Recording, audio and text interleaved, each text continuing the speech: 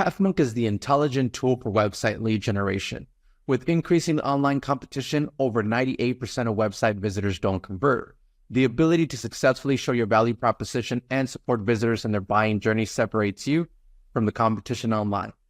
Pathmonk qualifies and converts leads on your website by figuring out where they are in the buying journey and influencing them in key decision moments with relevant micro experiences like case studies, intro videos, and much more. Stay relevant to your visitors and increase conversions by 50%. Add Pathmonk to your website in seconds, or let the AI do all the work and get access to 50% more qualified leads while you keep doing marketing and sales as usual. Check us on pathmonk.com. Welcome to today's episode. Let's talk about today's guest. We have Travis Biechele from Common Thread Collective, Director of SEO with them. How are you doing today, Travis? I'm doing great. Appreciate you having me on.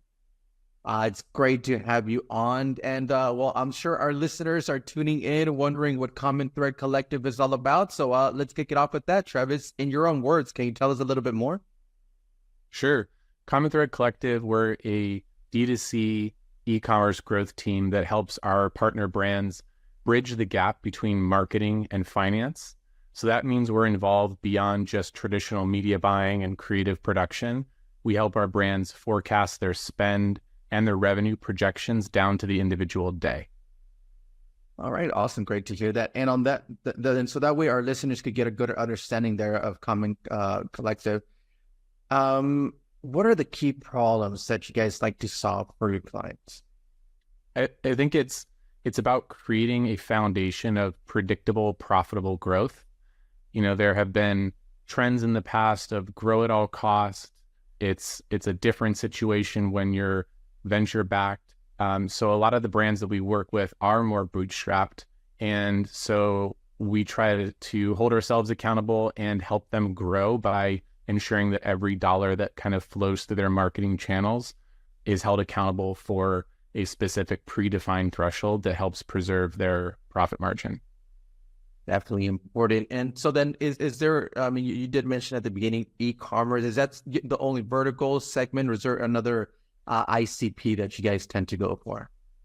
Yeah, most of our partner brands are selling their products or services online. So they're typically in the $10 to $20 million revenue range.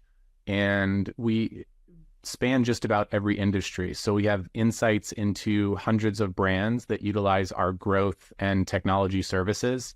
So we are kind of uniquely positioned to speak across many different verticals and many different product categories. Definitely important. All right. And so how would somebody then usually find out then about Common Thread Collective? Is there a specific top client acquisition channel that gives the best results for you guys? Yeah, we're very active ourselves across social platforms. We have our own podcast, the e-commerce playbook podcast, that's hosted by Richard and our CEO, Taylor Holiday. So we try to be very regular about producing our own content to kind of create that attraction to us as a brand and as an e-commerce growth partner. And most of the individuals at the company are active on Twitter, X, and other social platforms. So we're able to bring in a lot of interest that way. Definitely important. All right, great to hear that. And on that note, so that way our listeners who are tuned in could go ahead and visit you guys. You could always check them out at commonthreadco.com. What role does a website then play for client acquisition, Travis? Yeah, it's a great way for folks to kind of check us out, review the services that we do offer, take a look at some of the content that we produce. And, a big part of how a lot of folks interact with us is we have an entire kind of education and training hub called Admission. And so all of our clients get access to that, but it's everything from coursework to guides, to videos, to even some live Q&A sessions with folks at Common Thread Collective. So our website is a way to kind of demonstrate before you're actually partnered with us what we're all about, what we offer, our expertise. So it's kind of a living, breathing manifestation of that. Definitely important. All right. And on that note, then, is there any tools or tips or methods that you would recommend to our listeners as far as some website lead generation? Yeah, I think it's about making it easy for folks to reach out to you in a way that they want to. So I think so often we get caught up in kind of a classic form, and that's still valid and viable, but there are other ways that folks may want to engage with you, whether that's social, whether that's through video content. Sometimes it's not always just securing a lead, but it's kind of nurturing that lead before you know who each other are. So I think that's just, it's important to give people different outlets to interact with you. I think that's super important as well. Definitely would agree with you. So thank you so much for sharing that. And well, let's switch gears a little bit then, Travis, and let's talk about you as a leader there at Common Thread Collective. You being the Director of SEO, what are some key tasks you like to focus on your day-to-day work? Day-to-day work, it's incredibly important to stay organized. So, we use a number of different platforms and tools to do so, but, outlining, given day in a week and time blocking is really critical to make sure that you are devoting the right amount of time to tackling things that need more time or that are a priority for, that day or week's work.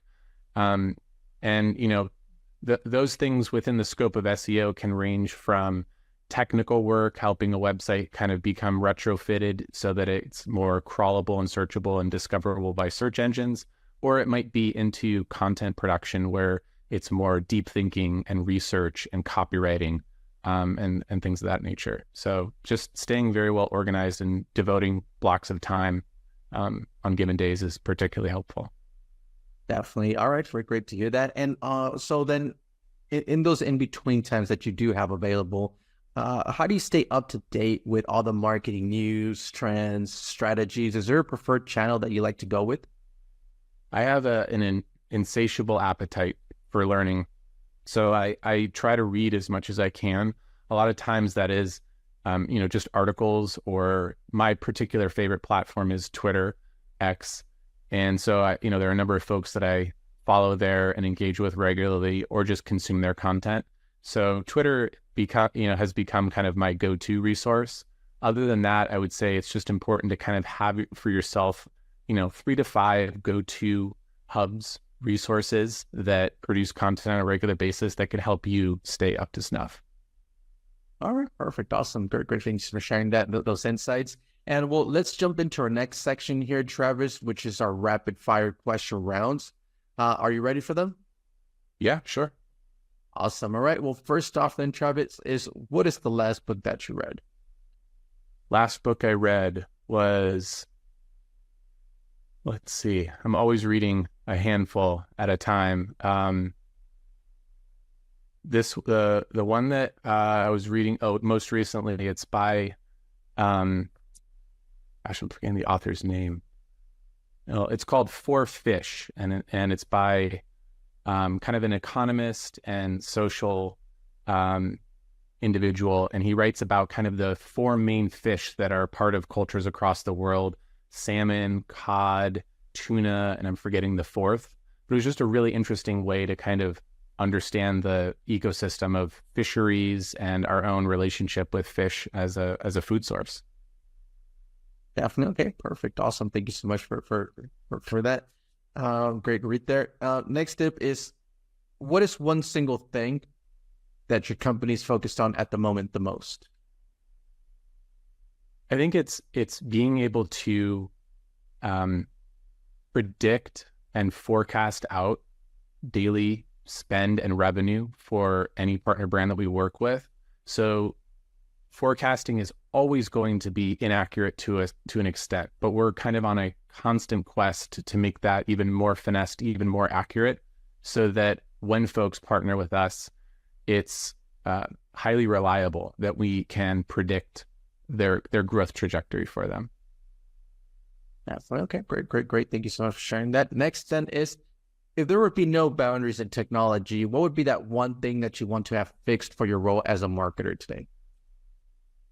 I think that privacy is a big hot topic right now, but there are a lot of things that people, I think the average consumer, takes for granted. And aside from paying to access the internet, there's so much content that's free.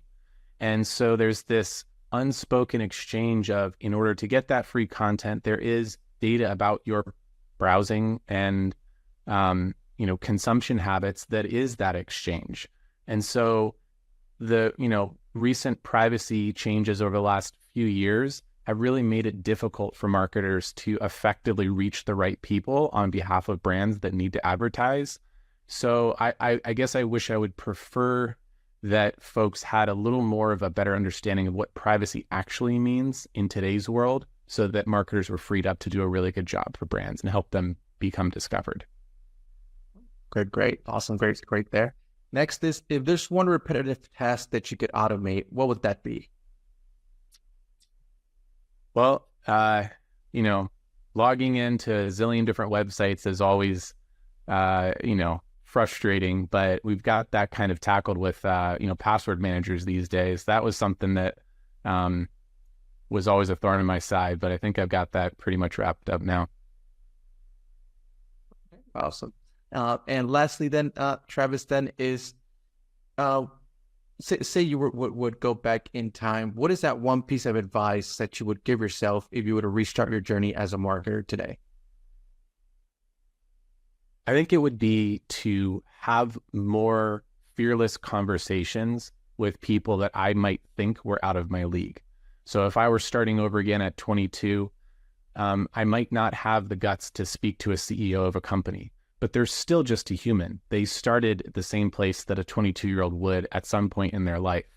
So having kind of the courage to strike up conversations with people that were maybe even decades beyond where I would be that day, that would be what advice I'd give, because there are great lessons that people are really happy to share with folks that are coming up. Definitely. All right. Some great advice there, not just for yourself, but for everybody.